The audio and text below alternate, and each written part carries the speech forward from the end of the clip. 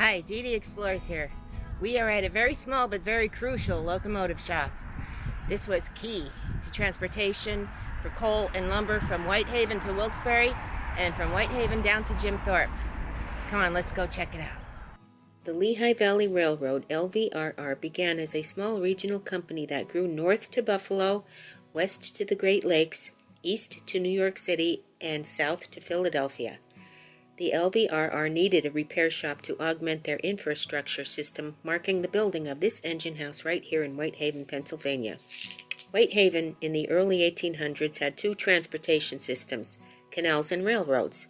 In 1838, the Lehigh Coal and Navigation Company, LCNC, had a canal system built downstream to Mock Chunk, which is now Jim Thorpe, and onto Easton, Pennsylvania, while several railroads passed through, stretching north to Wilkes Barre, Pennsylvania. In 1841, the LCNC built the first railroad in the area, the Lehigh and Susquehanna Railroad, which connected Whitehaven to Wilkes Barre, creating a 150-mile water and rail transport system from Wilkes Barre to Philadelphia and New York City. The Delaware, Lehigh, Schuylkill, and Susquehanna Railroad Company was incorporated in 1846 and changed the name to LVRR in 1853, with James Porter as the president, Asia Packer as the secretary and treasurer, and Robert Sayer as the chief engineer. Asia Packer, the major stockholder, became president of the company in 1862 and began an aggressive building and acquisition campaign.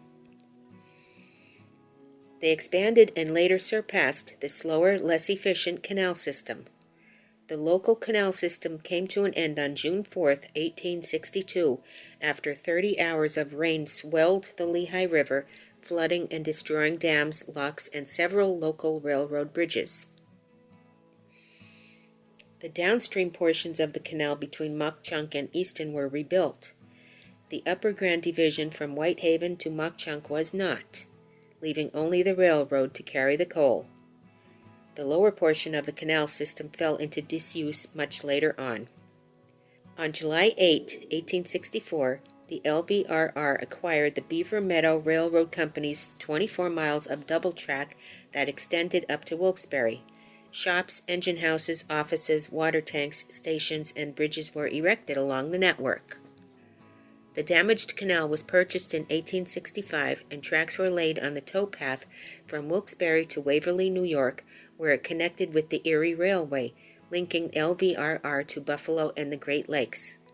They continued to expand, and by 1899 they achieved their goal of forming a single network under one company connecting the Lehigh Valley with Buffalo in the west and New York City in the east. The grades for most of the LVRR lines did not exceed 21 feet per mile in either direction, making it a good route for heavy traffic. But the mountains that surrounded Wilkes Barre demanded much more engine power, requiring pusher engines to get over these mountains. The engine house was built to house these pusher engines and to service and repair other engines passing through. This line was extremely busy, carrying hundreds of railroad coal cars and locally cut timber. It was a small shop, but it was a very important link. In the 1900s, diesel-electric engines began to replace steam engines.